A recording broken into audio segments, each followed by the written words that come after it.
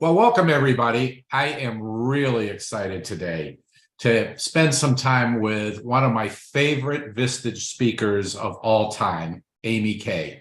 She has so many things that she talks about, but it's really all around difficult conversations and how do you get what you want out of your life. And so that is so important because I hear from so many of you that what keeps you up at night, what keeps you ruminating, is a lot of those difficult conversations. How do we really get there? So for those of you who don't happen to know about AmyK, I'm going to read her bio, and because she really has an impressive background. Amy, welcome. First, before I do that, I just want to say welcome and hello. Thanks for having me. Although it's like, okay, no pressure now, right? No pressure. Let's keep the bio short.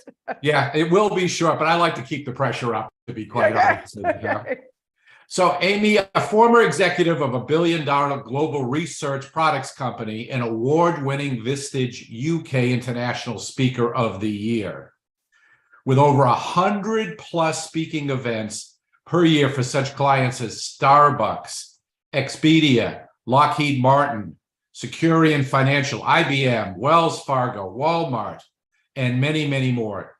Amy, you're traveling the world, helping senior executives lead, innovate, and collaborate more effectively, one conversation at a time. AmyK is a featured contributor to Entrepreneurial Magazine, and her latest book, The Secrets Leaders Keep, is an Amazon bestseller. AmyK received your MS from Johns Hopkins University and has been a featured speaker on numerous TV, radio networks, including Bloomberg, NBC, and ABC. Amy, welcome. Oh, thanks for having me. Yeah, that's really exciting. So tell us a little bit about your books that you've got, your latest book. So I wrote the book that I ended up burning in the backyard barbecue pit, and that is a true story. So really? I wrote the book on like how to be a great leader. And then when I was done, it was this isn't new. This isn't what we need. There's 100 books already on this. And so I literally walked up to the backyard, burned it, and said, what would be more helpful? And that was that book, The Secrets Leaders Keep, of how hard leadership is and how we struggle, we ruminate at night, we feel very alone. And I wanted those stories. So after 2,600 Vistage presentations and thousands of presentations around the globe, I sort of amalgamated these 14 leadership characters, and I talk about their struggles, their challenges, and that's what took off. And then the second book is Get It, 5 Steps to the Sex, Salary, and Success You Want. And that's all about using magical phrases to create connection with somebody so that you both end up with a profitable conversation.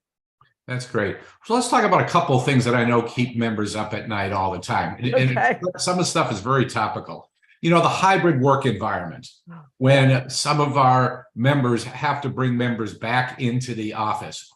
And you're talking about top talent. One of the things that, and let me just add one other one. Hey, inflation is roaring. I know that there's more money out there. How about a raise? And these are a couple of difficult conversations. So you have any tips of how our members can have these conversations in a positive way with positive outcomes? Yeah, well, I think first of all, as a leader, let's go back to the first one with remote workforce. It's really it's not going to be as simplistic as I'm going to make it. But for today's conversation, let's look at 3 key highlighted areas, 3 critical components, and that's the trifecta of you have to attract and retain top talent. You still want the culture that you desire that yields profitable results. You are in business to sustain payroll. So it's the idea of what works for you may or may not work with the rhetoric and the noise that's out there. And so one of the things that I love about the Vistage environment, and I was a Vistage member for 8 years, so I bleed teal, but I believe that you have to get together in your own executive session and say, okay, with all that data, with all the shifting demographics of the workforce, what works for me? Where am I comfortable as a leader saying, this is the culture that I've worked really hard to create. How do we sustain it? And that's going to mean if you're going to have a remote workforce, then that's greater connectivity and making sure that people are more motivated and engaged even when they're at home. And so then what does that look like in terms of behavior? So one of the things that I've been challenging a lot of Vistage members to do is take the buzzwords that are out there and turn them into actionable behaviors. What does that look like, sound like, and feel like for us as a company? Right. And then when it goes to, inflation and asking for a raise, it's not inappropriate to ask for a raise. It's one, how it's asked, and then two, how you respond. And so one of the things that I'm also encouraging leaders to do is to say, okay, everybody wants a raise. Well, then do we also need to raise our expectations? Maybe that's another raise that needs to happen. And then if we do that, then are we creating stretch goals for people? So if I come to you, let's just say, David, you're my boss. And I'm like, hey, I want to raise. First of all, not the conversation that you want to start.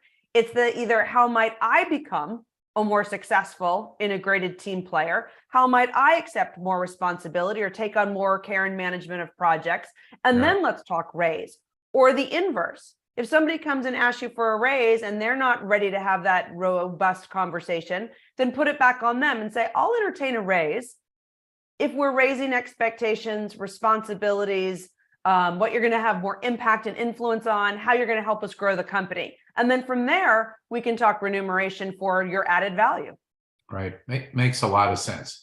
As we're talking about people, the absolute number one issue is that keeping our members up at night, hiring, retaining, onboarding top talent. And when you do that, there's a lot of difficult conversations. And I saw you had some great one-liners to help turn things around when employees come with some of these tough issues and so how about a few of those to help our members? Because I think that's an immediate actionable item that somebody can walk away with today and go, I'm going to try that. Okay, so let's dive in, because there are a lot of difficult conversations. So much of how you respond is context dependent. So we hear a lot about empathy, and empathy can also be a buzzword. But if you are using empathic intelligence as a leader, it means that you are responding sensitively. You are responding perceptively so that the words that you use carry people forward and stay more engaged and more motivated, right? So I often joke that we have a high performer, we go to give constructive feedback, performance does a nosedive. You have a mediocre performer, you give constructive feedback, performance dives. So how do you have that conversation that says, I'm going to respond to you, but I got to get through this so that you stay just as committed and engaged, if not improved commitment and engagement. And a lot of it depends on, again, context. So I'm going to start with the idea of somebody comes to you and you're having a difficult conversation.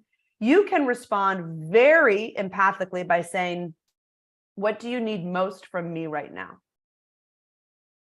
Because you don't know where they're coming from. Sure. You're not sure what their agenda is. And so if I just say to you in all sincerity, what do you need most from me right now? You might be surprised at what it is that they're looking for.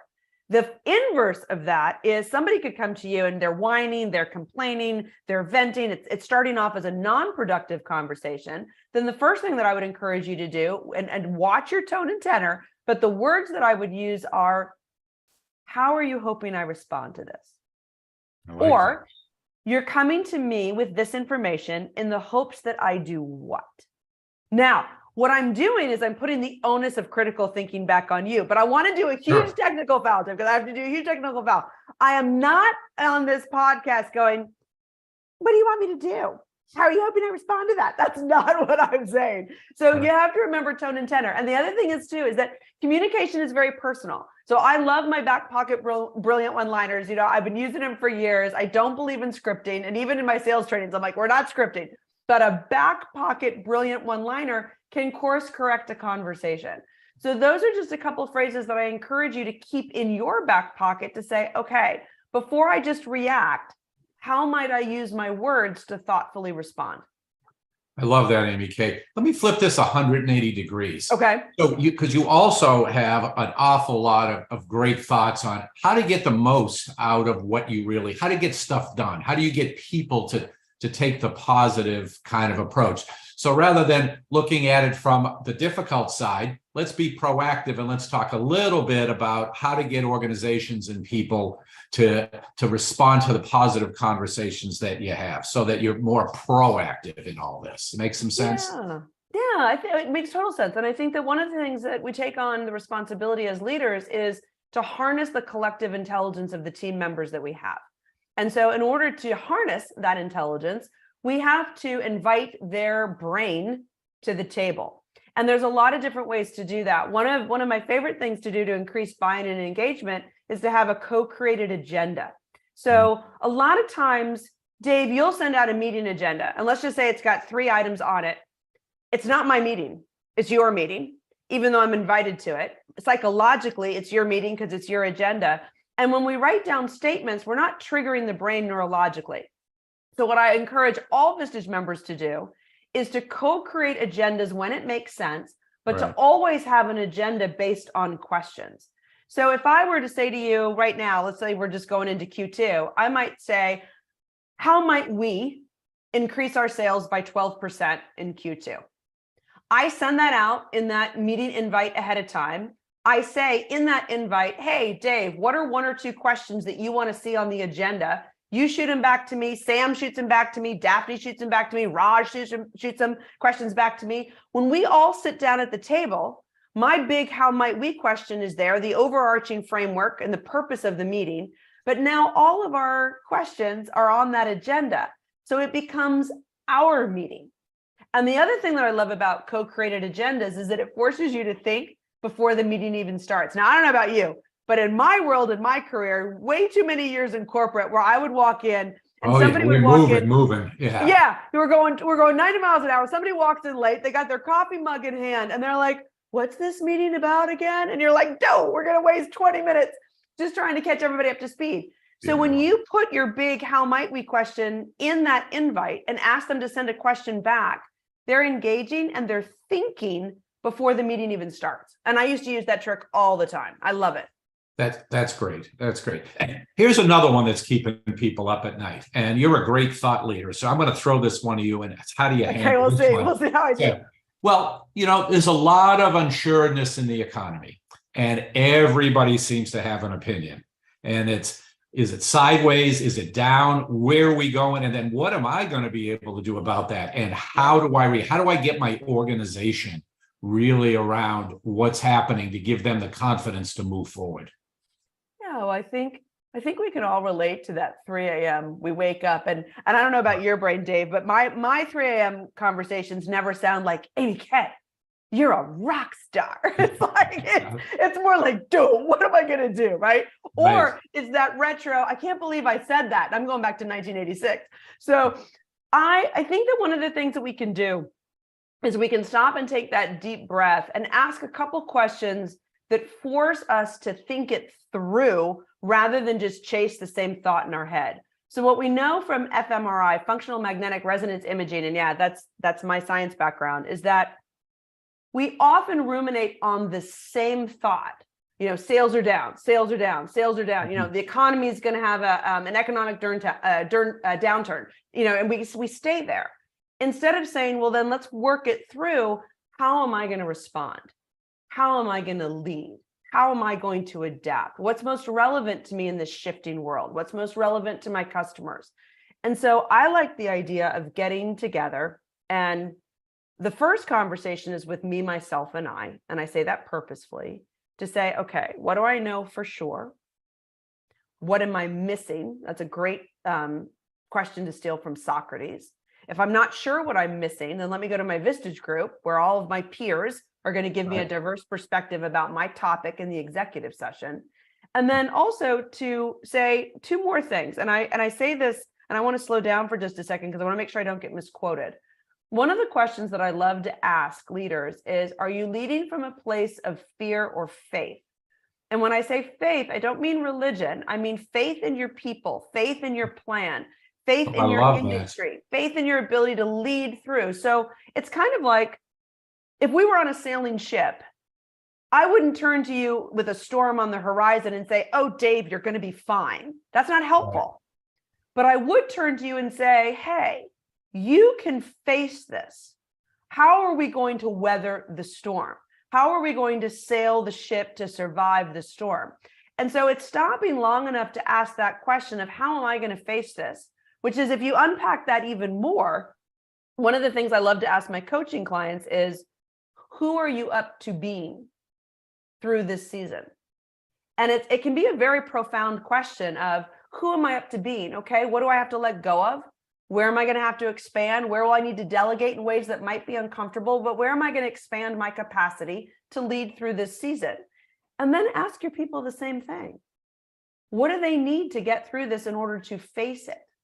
And again, it's not that it's going to be fine. It's the how are we going to shore up to make sure that our ship, is in one piece on the other side. And the last thing that I would say with that too is part of the reason that I love Vistage so much is it is that fundamental question of what am I missing?